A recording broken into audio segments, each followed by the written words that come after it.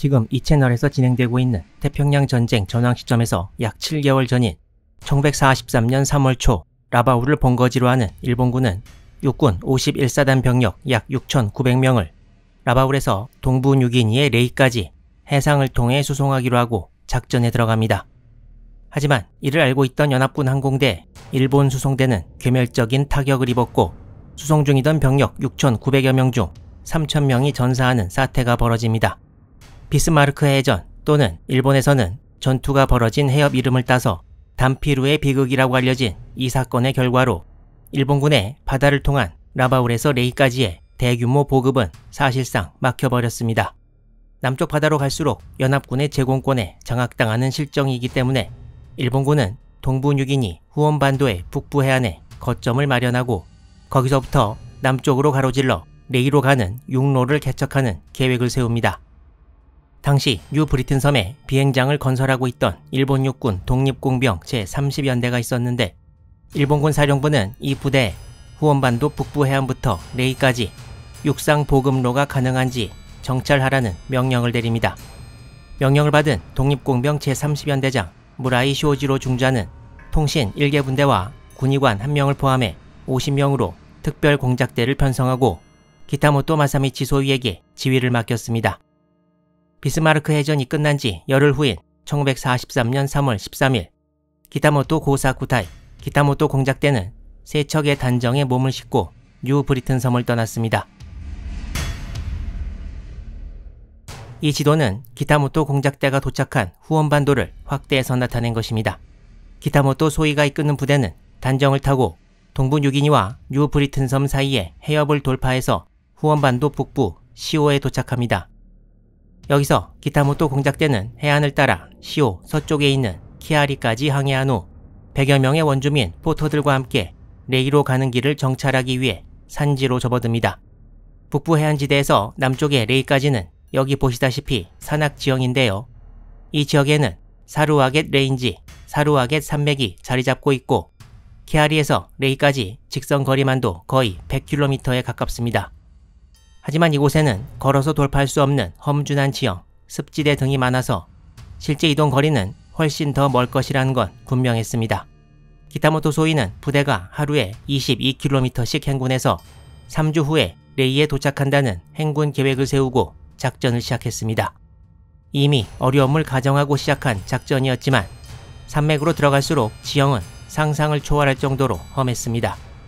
기타모토 부대에서 이후에 전한 기록에는 몸에 로프를 묶지 않으면 전진할 수 없는 험준한 곳이 많았다고 전하고 있습니다. 산맥에는 원주민들이 다니던 좁은 길이 있었지만 걷다 보면 어느새 길이 사라져버리는 일도 많았습니다. 또한 행군 도중 비가 많이 내렸고 무릎이 빠질 만큼 깊은 습지대도 통과해야 했습니다. 현재 사루아겟 산맥에는 트레킹 코스가 마련되어 있는데요. 트립 그레이드 카테고리 4라고 분류되어 있고요. 카테고리 4에 해당되는 우리나라 등산로는 위와 같다고 합니다. 아주 정확하지는 않겠지만 등산하시는 분들은 대강 비교해보시면 될 것 같습니다. 또한 이때는 3월 하순이어서 높은 곳으로 올라갈수록 기온이 급강하했고 밤에는 모닥불을 피우고 잠을 청했는데 부대 전원이 극도의 수면 부족과 피로에 시달렸습니다. 이후 절반이 넘는 부대원들이 풍토병 등으로 발열을 호소하는 가운데 기타모토 공작대는 1943년 4월 3일 레이에 도착했습니다. 키아리에서 출발한 지 정확히 22일 만이었고 실제로 몇 킬로미터를 행군했는지는 기록에 남아있지 않습니다. 기타모토 소위와 휘하 병력은 이후 51사단에 배속되었습니다. 기타모토 공작대가 도착하고 6개월 후 레이는 호주군에 점령당합니다. 당시 레이 주둔 일본 육군 51사단장은 나카노 히데미츠 중장이었는데 이미 이 채널에 레이로 가는 길 시리즈를 보신 분들은 아시겠지만 레이 주둔 일본군은 도시를 사수하지 않고 호주군이 진입하기 전 이미 빠져나간 후였습니다. 나카노 사단장은 3월 달에 기타모토 부대가 북쪽 해안에서 산맥을 통과해 온 것을 알고 있었고 기타모토 부대가 통과한 루트를 따라 51사단을 해안으로 퇴각시키기로 결정합니다. 기타모토 부대는 50명이 그야말로 엄청난 어려움을 겪으면서 산맥을 통과했는데 레이에서 퇴각하는 대규모 부대가 과연 산악지대를 무사히 통과할 수 있을까요?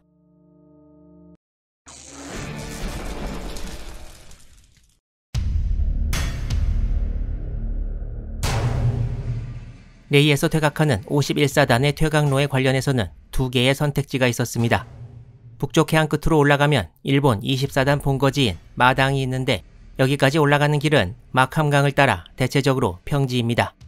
동부 뉴기니를 나타낸 이 지도를 보시면 여러 강들이 나와 있는데요. 붉은색으로 나와 있는 이 강 이름이 라무강이고 그 동쪽에 후원반도를 감싸고 있는 듯한 강이 마캄강입니다. 그리고 마캄라무 분수령과 가까운 곳에 피니스테르 산맥이 있습니다. 이 사진은 마캄라무 두 강의 유역을 나누는 분수령 지역을 나타내고 있는데요. 사진 위쪽에 피니스테르 산맥이 있고 아래쪽에 평탄한 고원지대가 보입니다. 레이에서부터 여기까지도 마캄강을 따라 완만한 계곡 지형이 펼쳐집니다. 위성사진으로 보시면 조금 더 실감있게 지형을 파악할 수 있습니다. 이렇게 북서쪽으로 가면 레이에서 북동쪽으로 산지를 통해 가는 것보다 행군 자체는 훨씬 더 편해지는 게 사실이었습니다. 하지만 나카노 사단장은 북서쪽으로 가는 길은 처음부터 불가능이라고 생각했습니다. 그 이유는 일단 연합군이 이 지역의 제공권을 장악하고 있었고 평지 지역으로 대부대가 철수하면 쉽게 연합군 공습의 먹이가 되기 때문이었습니다. 또한 레이 작전 초기 미군 공수부대가 나드잡에 강화했고 신속히 철수한다고 해도 이미 길이 막혀있는 것이나 마찬가지였습니다. 하지만 나카노 사단장도 기타모토 부대가 산맥을 뚫고 오긴 했지만 엄청나게 고생을 했다는 것도 알고 있었고 이 루트가 극히 곤란하다는 평을 내리고 있었지만 북서쪽 루트로 가면 전멸을 피할 수 없을 것이기 때문에 일말의 희망을 품고 산악지형을 통한 퇴각을 하지 않을 수 없었던 것입니다. 나카노 사단장은 북동쪽 퇴각로 선택을 1943년 9월 7일에 했고 이는 레이가 호주군에 의해 함락되기 9일 전이었습니다. 핀슈아펜 공방전 시리즈에서도 말씀드렸지만 이때 마당의 일본 24단은 주력을 핀슈아펜 방어를 위해 이동시키는 중이었습니다. 동부뉴기니 일본군을 총지휘하는 제18군은 24단 주력의 핀슈아펜 이동과 함께 당시 제20보병단장이었던 나카이 마스타로 소장이 지휘하는 24단 보병 3개 대대와 포병 1개 대대를 기관으로 하는 나카이 지대를 마캄강 상류 지역에 배치해 연합군을 견제하고 51사단을 연합군이 쉽게 쫓아가지 못하게 막는 임무를 부여했습니다. 퇴각하는 51사단의 최종 목적지는 후원반도 북쪽 해안의 키아리였는데 부대가 둘로 나뉘어 각각 다른 루트를 타고 키아리로 가게 했습니다. 정확한 루트는 호주군 자료에 나와 있는데 이후에 차례로 설명드리겠습니다. 당시 51사단에는 보병 제66, 102, 115연대가 소속되어 있었는데 퇴각작전 명령서에는 3개 보병연대가 전부 포함되어 있고 마당에서 서쪽으로 한참 멀리 떨어져 있는 외곽에 주둔 중인 일본 제41사단의 3개 보병연대 중 하나인 보병 제238연대도 레이의 51사단과 같이 주둔하고 있다가 이번에 퇴각하게 되었습니다. 51사단 퇴각 개시일은 1943년 9월 12일이었습니다. 51사단은 하루 평균 16km를 행군해서 북쪽 해안까지 16일 만에 도착한다는 계획을 세웠습니다. 또한 식량은 각자 11분을 휴대했는데 16일 행군에 식량을 11분만 휴대하면 나머지 6일은 어떻게 하느냐? 일본군 방침은 가지고 있는 식량을 잘 배분해서 16일 동안 먹는다는 것이었습니다. 병사 한 명이 식량을 10일치 이상 들고 행군하기 어려운 게 사실이고 원주민 짐꾼들을 이용해 식량을 같이 운반하거나 후방에서 추진하도록 했지만 이런 방법은 상당한 위험을 내포하고 있었습니다. 먼저 산악지형이 예상보다 더 험준하거나 가다가 길을 잃을 우려도 있었고 연합군의 공격으로 행군이 지연되면 바로 식량이 모자라게 된다는 것이었습니다. 이것은 당시 레이와 인근 주변 지역을 나타낸 호주군 지도인데 이곳이 레이이고 마캄강이 후원만으로 흘러들고 있습니다. 레이가 점령되기 하루 전인 9월 15일 철수하던 일본군 선발대 34명이 얄루라는 곳에서 미군 낙하산 부대와 접촉했고 곧 전투가 벌어져 일본군 34명 중 21명이 전사하고 5명이 부상당했습니다.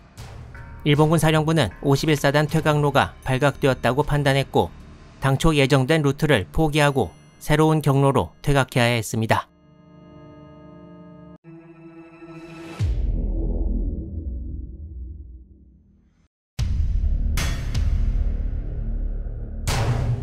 호주군이 레이를 점령할 때 서쪽에서는 호주군 7사단이 들어왔고 동쪽에서는 호주군 9사단이 들어왔습니다.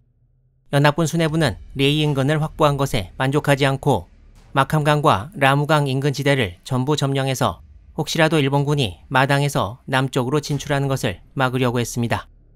레이가 점령된 당일인 1943년 9월 16일 호주군 7사단장 조지 베이시 소장은 항공기를 타고 포트 모레스비로 향했습니다. 여기서 베이시 소장은 호주군 미군 장성들과 여러 차례 작전 회의를 가졌는데 미군은 레이에서 직선거리로 약 100km 떨어져 있는 카이아핏에 11월 1일까지 항공대를 배치해야 한다고 호주군 측에 말했습니다. 이때는 이미 메가더 장군의 제안대로 핀슈아펜 점령 작전이 시작될 때였습니다.